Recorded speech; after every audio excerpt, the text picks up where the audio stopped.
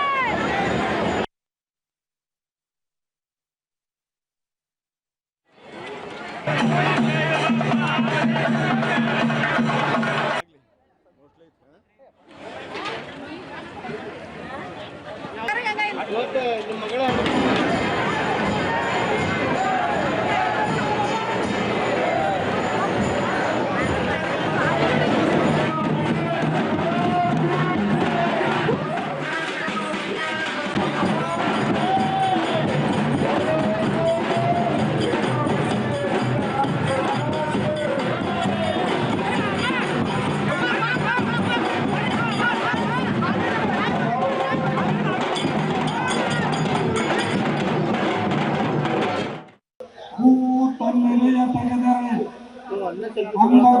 ಸುಗಂಧವಾಗಿರುವುದು, ರಾತ್ರಿ ತನ್ನೆಲೆಯ ತೆಗೆದರೆ ಕೋಟಿ ಕೋಟಿ ನಕ್ಷತ್ರಗಳ ದರ್ಶನವಾಗುವುದು, ಸಮುದ್ರ ತನ್ನೆಲೆಯ ತೆಗೆದರೆ ಮುತ್ತು ರತ್ನಗಳ ಕಾಣಬಹುದು.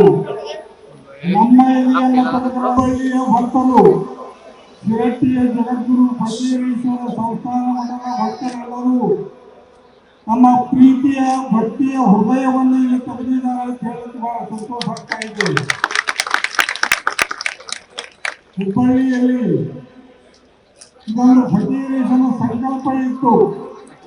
2001ನೇ ಇಸ್ವಿಯಲ್ಲಿ ಕಾಶಿಯಲ್ಲಿ ತುಲಾಭಾರ ನಡೆದಿರುವಂತಹ ಸಂದರ್ಭದಾಗ ಫಕೀರೇಶನ ತುಲಾಭಾರ ಆನೆ ಅಂಬಾರಿ ಸಹಿತ ಆಗಬೇಕು ಅನ್ನುವಂತ ಒಂದು ಅಪ್ಪಣೆ ಆಗಿತ್ತು.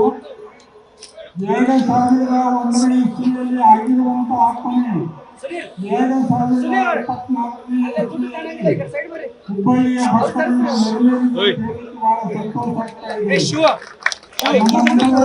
ಸ್ವಾಮಿಗಳು ಇದೆಲ್ಲ ಕಾರ್ಯ ಯಶಸ್ವಿ ಆಗುವುದಕ್ಕೆ ಬಹಳ ಅದ್ಭುತವಾದಂತಹ ರೀತಿಯಲ್ಲಿ ಪ್ರಯತ್ನ ಮಾಡಿದ್ದಾರೆ.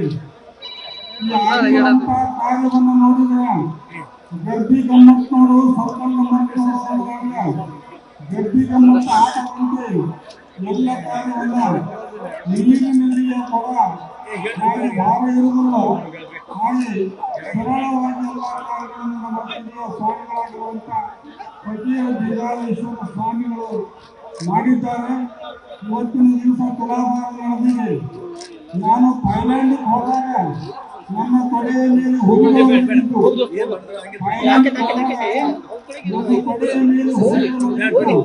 ಅದು ಇತಿಹಾಸ. ಆ ರೀತಿ